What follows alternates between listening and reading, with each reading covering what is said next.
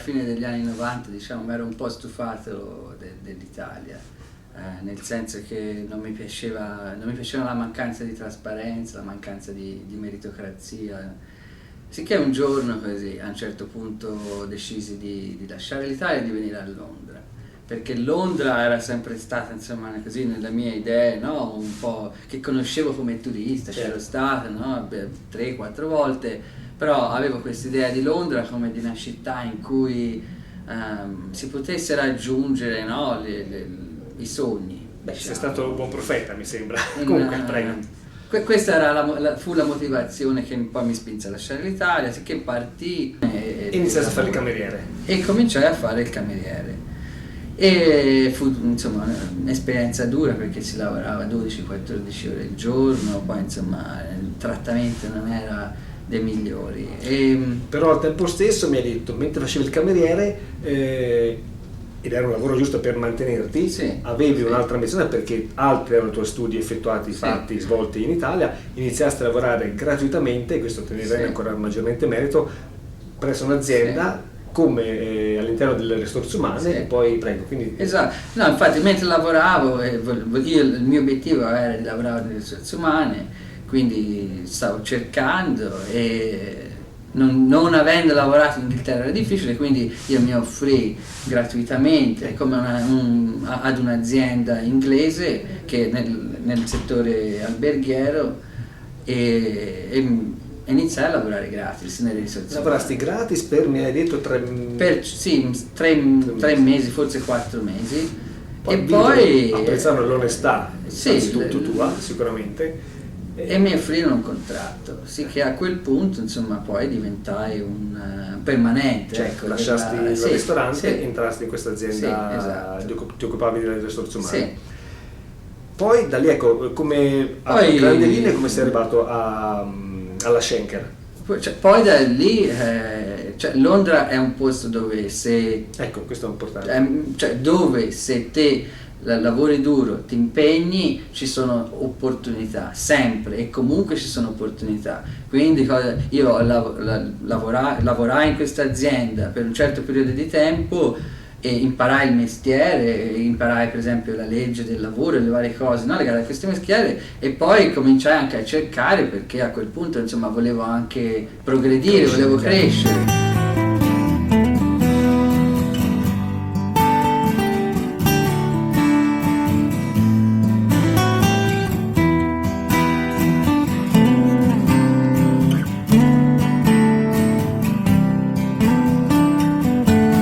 Si chiama IHG o IHG, che è la compagnia che sta dietro l'Intercontinental o l'Holiday Inn, e praticamente è responsabile per l'area che si chiama EMEA, che sarebbe Europa, Medio Oriente e Africa, e l'azienda ha tipo 4.500 hotel in tutto il mondo, e anche lì ci sono più di 300.000 impiegati, insomma, per personale nell'azienda. Quindi poi quando si arriva a certi livelli poi si può essere anche cercati dall'azienda. Esatto, no, assolutamente. Esatto, gli headhunters probabilmente. Esatto, questo è quello che succede, infatti spesso ti chiamano, vogliono sapere se sei interessato a un'altra posizione, quindi diventa quasi una cosa automatica, non devi nemmeno più fare un grande sforzo per cercare il prossimo lavoro. Perché, ma già un po' l'hai risposto prima, hai detto prima, perché avevi in mente venire a Londra e non Parigi, Francoforte, New York?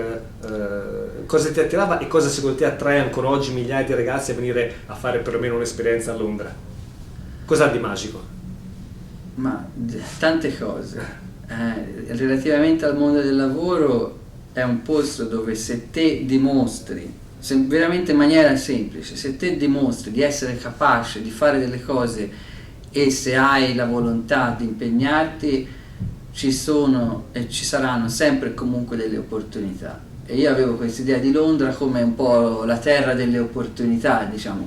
Poi Londra è molto di più del mondo del lavoro, perché se io vedo Londra come poi magari sono anche un po' condizionato perché mi piace la città, ci vivo da tanti anni, però vedo Londra un po' come anche la locomotiva nel mondo, no? A volte quando parlo con la gente dico le cose accadono prima a Londra, magari che ne so, Londra, New York, forse Hong Kong, e poi piano piano cominciano a cadere nel resto del mondo, quindi è una città che trascina il resto del mondo, ma non solo nel mondo del lavoro, anche nella musica per esempio, nella moda o in vari altri settori, ecco.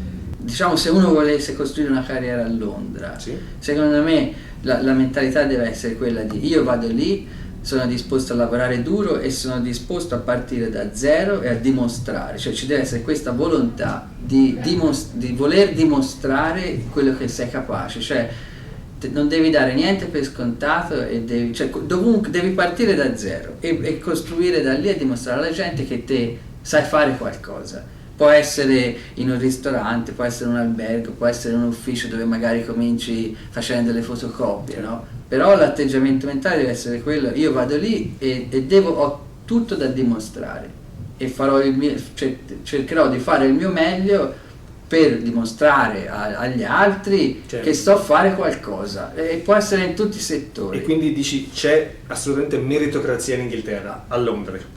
Assolutamente. Del periodo, non voglio dire difficile, ma sicuramente più semplice, che ricordiali quando sei arrivato qui a Londra ed eri cameriere, il cosiddetto, il classico, semplice, tradizionale cameriere italiano, ad oggi, se ti volti indietro, che sensazioni hai? Vedere tutta la strada che hai fatto da cameriere, insomma, a capo delle risorse umane di un'azienda importante come la Schenker, che sentimenti, che sensazioni hai? Quanto sei orgoglioso di quello che hai fatto? Ecco. Sì, come ti dicevo prima, c'è un qualche orgoglio, ma non lo so se chiamarlo orgoglio. Francesco è molto modesto, abbiamo avuto modo di conoscerlo, è molto modesto, forse fa anche fatica a dirlo. Non lo so, fa piacere vedere che se ti impegni qualcosa succede, quindi magari guardando indietro mi fa piacere così vedere che ho saputo fare delle cose che sono state apprezzate a vari stadi, partendo da cameriere, poi quando ho anche cominciato in ufficio magari facevo le fotocopie, però fa piacere vedere che comunque ho fatto le cose, mi sono impegnato, ho lavorato duro e queste cose sono state apprezzate.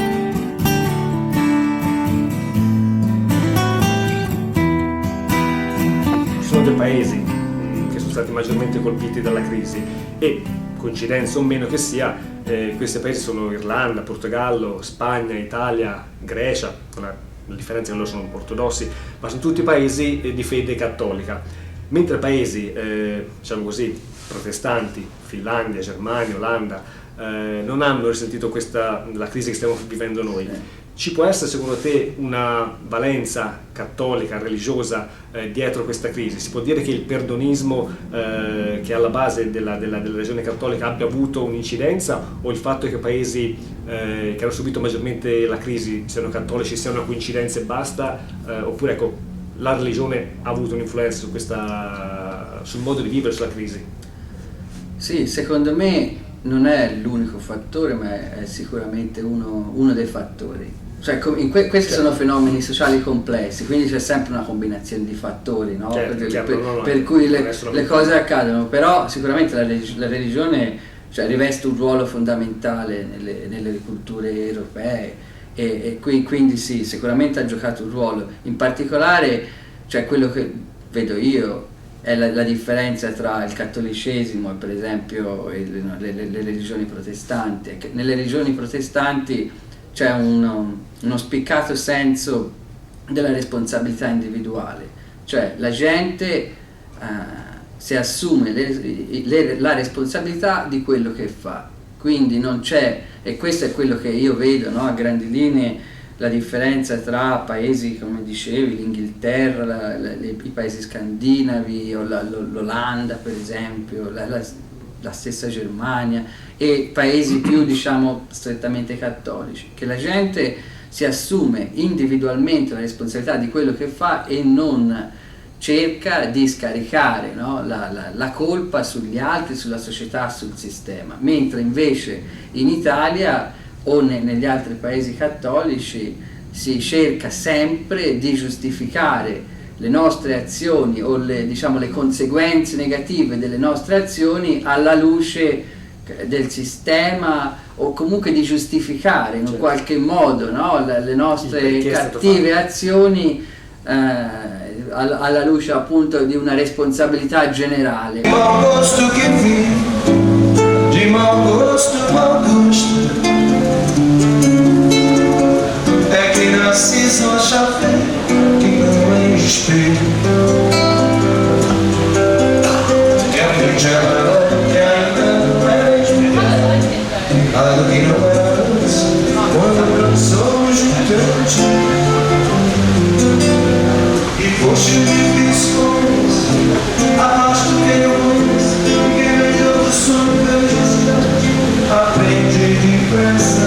Perché la casta politica che tutti giustamente odiano in Italia, in realtà secondo me è fondamentalmente un riflesso della popolazione. Cioè non è che la casta sia atterrata un giorno da Marte e si sia insediata a Montecitorio, cioè quella è una selezione del popolo italiano. È una selezione, tra l'altro, che è stata scelta, cioè quella gente lì è stata scelta dal popolo italiano, quindi si deve accettare il fatto che questa gente è parte integrante della società del popolo italiano, non è riflette il modo di essere. Il fatto è che certamente questi operano sotto riflettori, operano con grandi somme di denaro, quindi è tutto amplificato.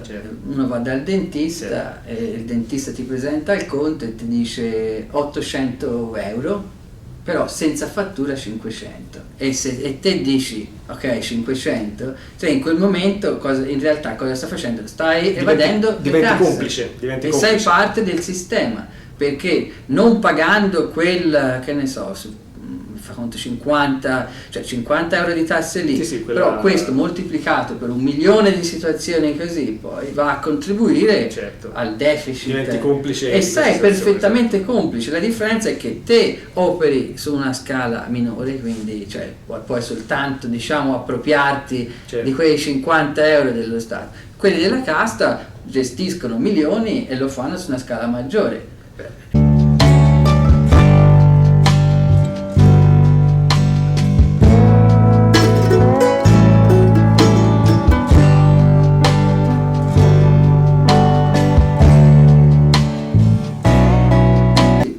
Faccio un esempio: il mio capo, come ho detto, è islandese, e un paio di mesi fa mi chiese: ma Francesco, ma è vero che Berlusconi si ricandida? Cioè era esterrefatto. Ho detto sì, è vero, l'ho sentito anch'io, e questo è un esempio, te ne potrei fare altri 100 di gente che mi è venuta da me e mi ha chiesto questa domanda e mi ha fatto questa domanda.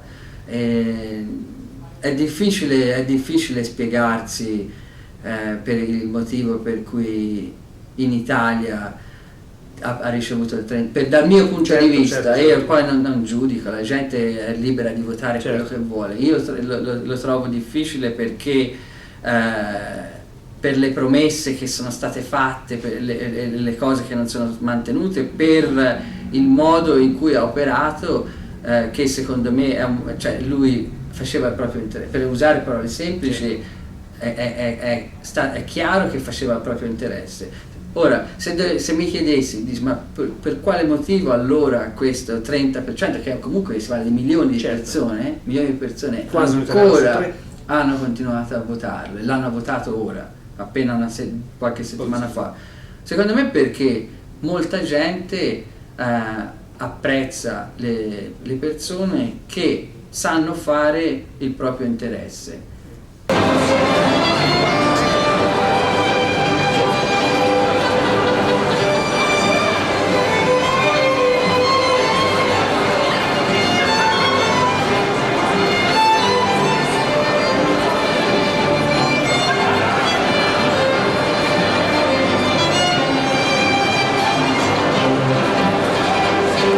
Perché poi introdurre flessibilità nel mondo del lavoro, anche se in alcune circostanze certamente può risultare, come si dice, in licenziamenti, no? Quindi nel breve termine ci possono essere conseguenze negative, secondo me poi nel lungo termine la flessibilità in realtà costituisce un incentivo a assumere, e è dimostrato che dove c'è più flessibilità i datori di lavoro, le aziende assumono di più. Quindi secondo me in Italia questo aspetto è molto ingessato, e introdurre la flessibilità porterà, se accadrà veramente, introdurrà dei benefici.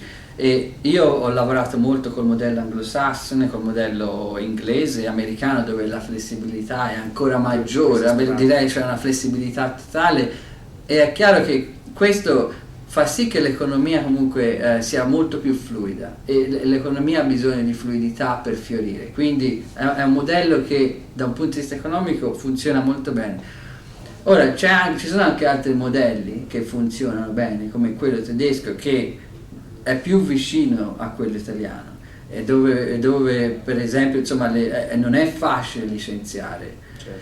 Però la differenza, anche se non è rigido come quello italiano, però certamente non è neanche flessibile come quello inglese americano, cosa un po' nel mezzo, però direi forse leggermente più vicino a quella italiana per la storia eccetera. Però perché funziona secondo me quel modello lì in Germania e invece in Italia non funzionerebbe? Perché i sindacati in Germania sono più responsabili, nel senso sono più moderni, sono più responsabili e sono più collaborativi nel loro atteggiamento, cioè non è che sono ideologizzati, non hanno sempre uno sconto per esatto, in Italia sono ideologizzati, quindi se ne parlava prima, cioè il sindacato in Italia difende il lazzarone sempre e comunque, senza rendersi conto che poi quel lazzarone lì, o quello che quel lazzarone non fa, ricadrà sulle spalle di tutti. Certo. E quando invece, se invece i sindacati hanno un atteggiamento responsabile, collaborativo e moderno, loro non lo difenderebbero mai il lazzarone, certo, perché sanno che comunque poi quello andrà direttamente, quella bella marcia può far esatto. Marcire, diciamo così, anche le altre. Esatto, e si sanno di mille, ci sono 1000 esempi in Italia dove magari c'era bisogno di 100, però il sindacato ce ne voleva tenere 500, ma è inutile tenere 500 persone se 400 non sono pronti, cioè.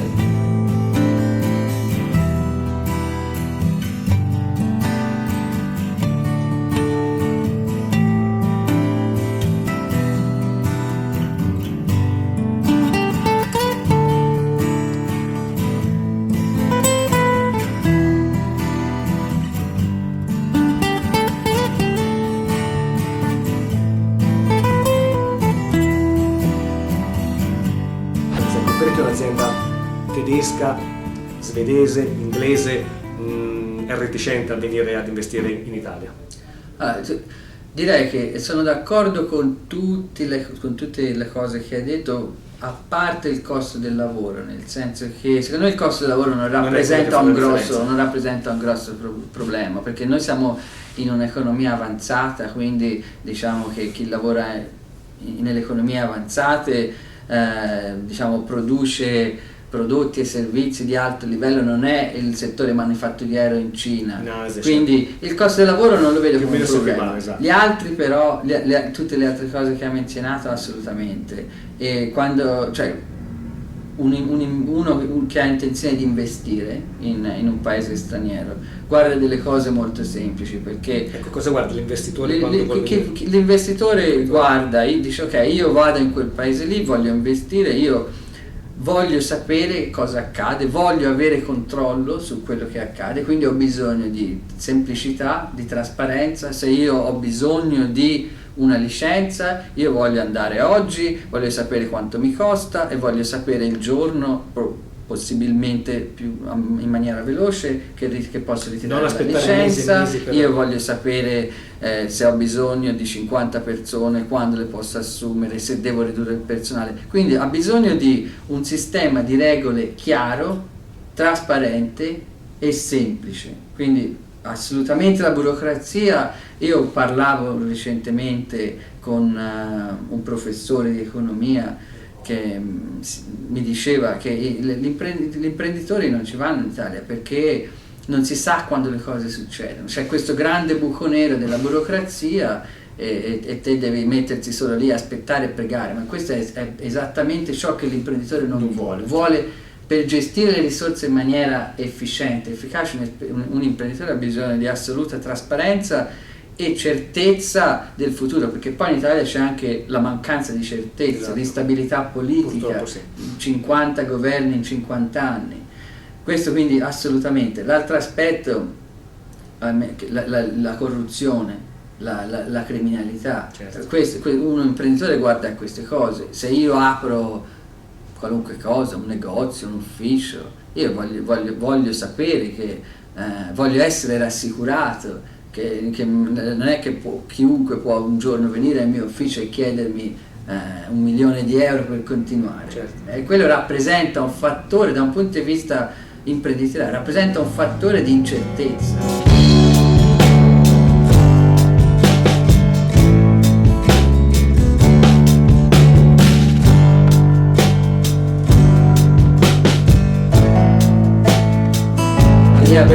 La mia vera passione è lo scrivere, e ho sempre scritto nella mia vita, ho pubblicato un paio di cose, un romanzo, e poi ho continuato a scrivere e recentemente ho scritto una cosa, diciamo, un saggio che appunto è proprio relativo ai temi di cui si è discusso, certo, l'italianità, un italiano a Londra, che prende spunto dalla mia esperienza, ma potrebbe essere l'esperienza di chiunque. Lo scopo non è certo quello di parlare di me, ma lo scopo è quello di cercare di capire cosa noi potremo imparare da questa cultura e da questa società. E ci sono insomma varie considerazioni di tipo storico, sociologico, per cercare di capire, perché una cosa voglio dire, cioè si è parlato degli italiani fino adesso qui in questa chiacchierata in termini molto negativi. In realtà ci sono anche degli aspetti molto positivi, perché te ne sei uno di questi ma in generale, nel senso, io ho incontrato tantissimi italiani di un'intelligenza sopraffina, la creatività penso italiana, insomma, non sia seconda a nessuno, la nostra storia, l'arte, i geni, voglio dire, dell'Italia, eccetera. Quindi lo scopo di questo scritto è come di dire: guardate che noi abbiamo un bagaglio di qualità, cioè di primissimo ordine, e lo stiamo rovinando con questi atteggiamenti stupidi che abbiamo. Se solo riuscissimo a imparare, capito, queste cose da altri popoli come quello inglese o i popoli scandinavi, questo ci permetterebbe di mettere a frutto le nostre qualità e si sarebbe un paese, secondo me potenzialmente, credo davvero che l'Italia potrebbe essere un paese di primissimo ordine, che detta le regole, che trascina il mondo. Ti rivedremo in Italia, intenzione di tornare in Italia, o per il momento ciao, resto all'estero? No, al momento no, a parte ovviamente per tornare per gli amici e la famiglia. Per vedere la famiglia, anzi semmai se mi dovessi muovere da Londra mi piacerebbe andare in un'altra città. Tipo quale? Dove ti piacerebbe da lavorare? New York o Hong Kong. Io guarda, con l'augurio sincero veramente che questo tuo sogno si possa realizzare, anche se, come ti ho detto, spero che ragazzi come te possano tornare in Italia, perché abbiamo veramente bisogno di ragazzi come te. Ti ringrazio veramente tantissimo per l'ospitalità che ci hai dato qui nei suoi uffici alla Schenker, come forse avete visto gli aerei che sono passati alle nostre spalle vicino a Heathrow. Francesco, grazie e un bocca al lupo sentitissimo di cuore per la continuazione della tua carriera. Grazie a voi. Grazie a tutti, da Francesco e da Alberto da Londra. Ciao a tutti.